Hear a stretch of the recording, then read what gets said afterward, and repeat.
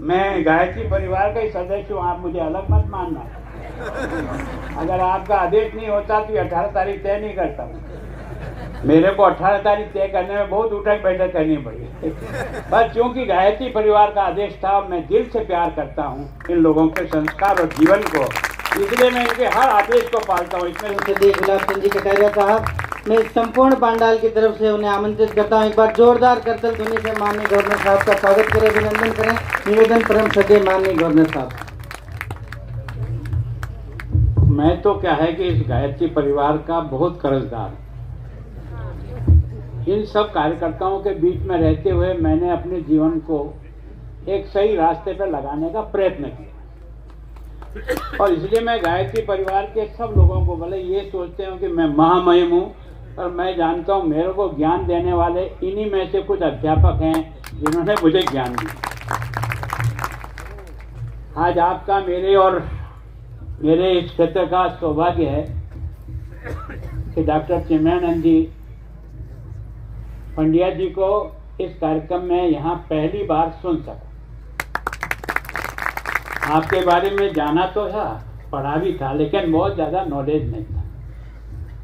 तो मैं सोचता हूँ कि मैं ये तो ज़रूर जानता हूँ कि गुरुजी श्री राम शर्मा के बारे में, माता जी के बारे में, गायत्री पीठ के काम के बारे में, आदिवासी क्षेत्र में लोगों में जिस प्रकार की जागृति उस क्षेत्र में की है, मैं उससे बहुत प्रभावित हूँ कि आपने उनको कन्वर्ट होने से रोका और अपने धर्म से जोड़े रखा। ये आपकी सबसे बड़ी तपस्या है। मेरा और सीपी जोशी जी का सौभाग्य है कि हम ऐसी धरती पर पैदा हुए हैं जहाँ भगवान एकलिंगनाथ विराजमान है। अगर इस मेवाड़ की सफलता का कोई श्रेय किसी एक ईश्वरी शक्ति को जाता है, वो भगवान एकलिंगनाथ है। मैं सोचता हूँ बापा रावल को ढूंढना और आपको और मुझे देना, और उसके बाद मेवाड़ का ये इतिहास रचना। मेवाड़ ने कभी भी कैसी भी परिस्थिति में जिंदगी में हार कभी नहीं माना, अंतिम दम तक लड़ता रहा। और इसी कारण से श्रीनाथ जी को अगर स्थान किसी ने दिया, इस मेवाड़ की पवित्र भूमि ने दिया। इस भूमि की तासीर ही दूसरी है। यहाँ एक बार द्वारिकाधीश विराजमान है, चारभुजा नाथ विराजमान है। हम बहुत भाग्यशाली हैं कि आपने एक नया तीर्थ बनाने का संकल्प श्री राम शर्मा के मन की बात को सीपी जोशी जी ने जमीन पर उतारने का प्रयास किया। मैं उनका बहुत अभिनंदन करता हूँ। कहाँ कहाँ से योग बनता है, ये सब प्रभु करता है। ये देश कभी खत्म हुआ नहीं, होगा नहीं, क्योंकि यहाँ की माँ की कोख से भगवान पैदा करने की ताकत यहाँ है। श्री राम शर्मा भी किसी माँ के कोख से पैदा होकर के उस समय के वातावरण में से इस सनातन को आगे उठाने का प्रयत्न कर लिया, और उसके कारण से आज आपके इतने जगह पर स्थान स्थान पर ये जो गायत्री परिवार के लोग इस समर्पित भाव से आज भी काम करते हैं, ये ढूंढे नहीं मिलता है। तो वास्तव में किसी न किसी चमत्कार का परिणाम होता है। मैं सोचता हूं कि हम बहुत भाग्यशाली हैं कि हम ऐसी पवित्र धरती पर रहते हैं, और जो प्रयत्न करता है तो सफलता अवश्य मिलती है। ये प्रभु की वाणी है। कोई दुनिया की ताकत आपको रोक नहीं सकती है। भगवान ने आपकी मशीन में ऐसे पुर्जे डाले हैं कि जो चाहो सो करो, पर सोचो तो सही। जब चलोगे ही नहीं तो पहुंचोगे कैसे? तो मैं सोचता हूँ कि मैं बहुत भाग्यशाली हूँ कि इसी धरती पर मेरा भी जन्म हुआ, मेरा बचपन यहीं पला, मैं यहीं रहा हूँ। तो कुछ न कुछ चमत्कार पृथ्वी का भी होता है, धरती का भी होता है, अपने पुरखों का भी होता है, और इस हवा वायुमंडल में जो कुछ उनकी वाणी और जो जीवन उनका त्याग का घुमाना, उसका कोई न कोई असर हमारे अंदर भी पहुँचने की ताकत आ गई, जिसके कारण से थोड़ी बहुत जो सेवा कर रहे हैं वो उसके कारण से है। मैं सोचता हूँ कि सभी लोग यह मंच पर बैठे, श्रीवर्धन जी ने, ये आपके वेश में नहीं है, माता जी के वेश में नहीं है, पर ये भी हम के संघ के प्रचारक हैं और 40-40 वर्ष इस साधना में लगे हुए हैं। वो भी किसके लिए? अपने लिए नहीं, देश निर्माण के लिए। तो मैं सोचता हूँ ये सबका सामूहिक प्रयत्न, ये संत विराजमान हैं, सब प्रयत्न तो यही कर रहे हैं कि व्यक्ति कैसे ठीक बने। व्यक्ति ठीक बनेगा तो देश बनेगा, बाकी सब बेकार की बातें, भाषण ठोके जाओ, कुछ नहीं होना।